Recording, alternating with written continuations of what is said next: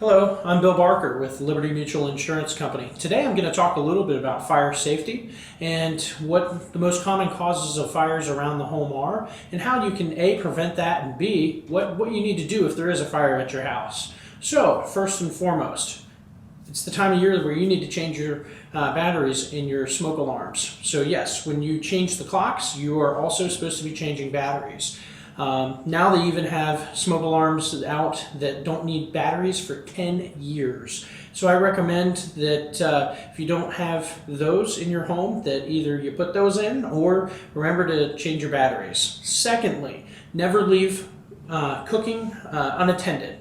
One of the most common causes of loss that I saw as an adjuster were unattended cooking fires. So people leaving stuff in the oven and going to church, or leaving a pot of oil on the stove because they were heating it up to deep fry whatever, and then that catching on fire and them not being there to put it out caused fires at the home. Unattended candles. Unattended candles are another big one. Kids, pets, even a breeze can knock over a candle and can start a fire very quickly.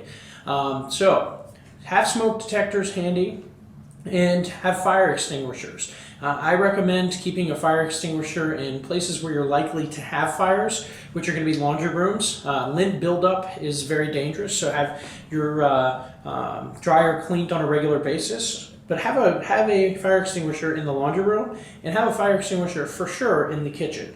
And never dispose of your ashes in a plastic trash can or even a metal one until it's been like a week after a fire and you've sprayed them with water. I cannot tell you how many people, regardless of the fact that on top of the trash can it says no ashes, put their ashes in there and then end up melting their siding or catching their roof on fire once the fire goes from the ground all the way up to the roof. So just use common sense. I do recommend that you check with our website at libertymutual.com for some fire safety tips. But other than that, have an escape plan. So go over with your family and your kids how to get out of the house. Tell them that it's okay to jump out of the second floor window. That's much better than trying to leap through flames to get out of the house.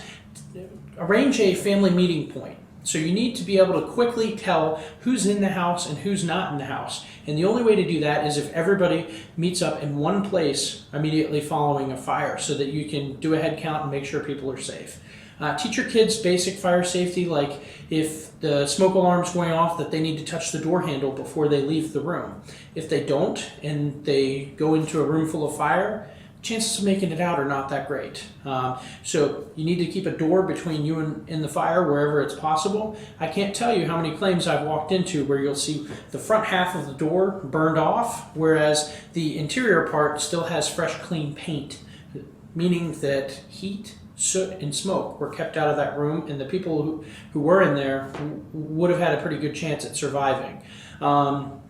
So never go back into a fire. That's another big tip. I had a guy go back in for a pack of cigarettes one time.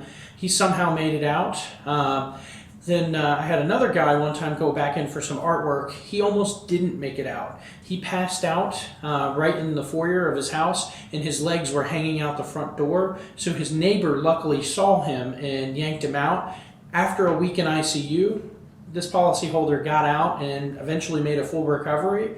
But that wasn't a very good idea, and I don't recommend it. So review your basic fire safety. Check out libertymutual.com, and feel free to give me a call if you ever have any questions or concerns about fire safety or your insurance. I can be reached on my cell at 703-229-9128, 703-229-9128.